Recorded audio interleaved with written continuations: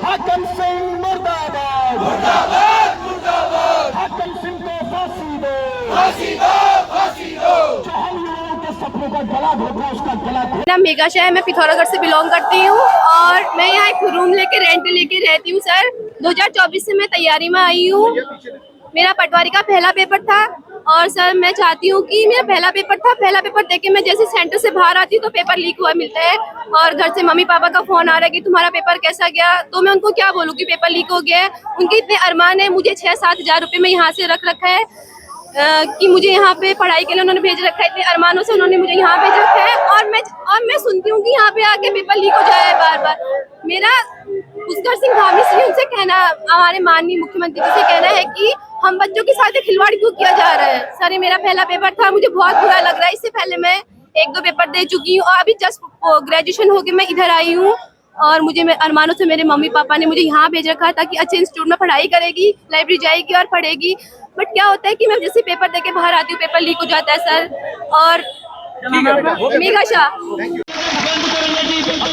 जिस जिस की ड्यूटी है आज से लेकर धरना होने तक वो डेटा हमारे पास होगा और हम कोर्ट में होंगे। कुछ भी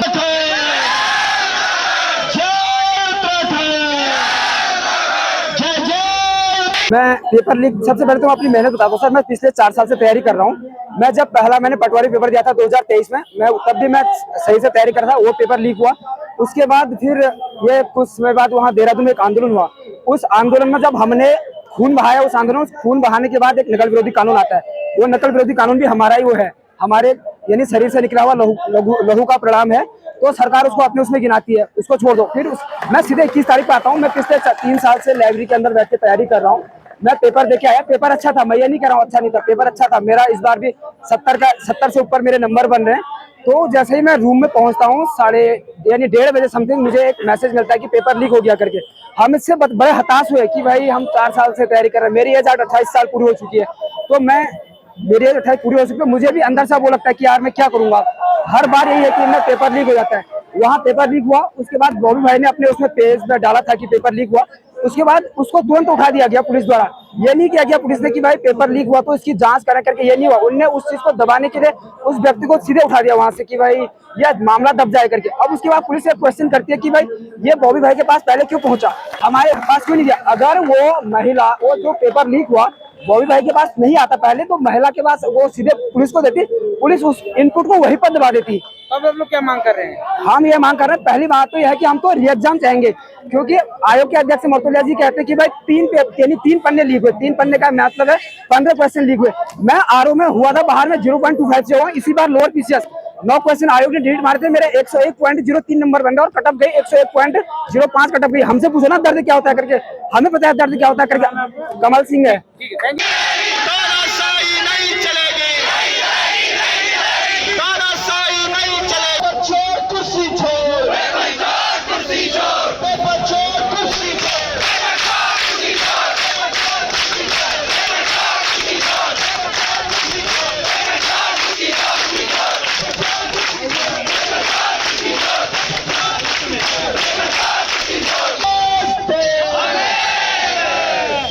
आप सभी साथियों को यहाँ पर खड़े, आप सबसे हमारा निवेदन है कि बैठ जाइए।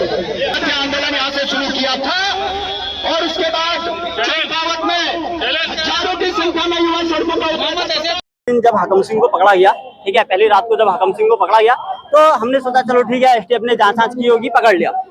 उसके बाद हमें दूसरे दिन पता चलता, हम गए पेपर देने आना जरूरी था क्योंकि हमारे भविष्य का सवाल है। तो हम पेपर देने जाते हैं। उसके बाद जब जैसे ही पेपर से बाहर आते हैं तो हमें पता चलता है कि 11:35 पे ही व्हाट्सएप पे पेपर बाहर आई है।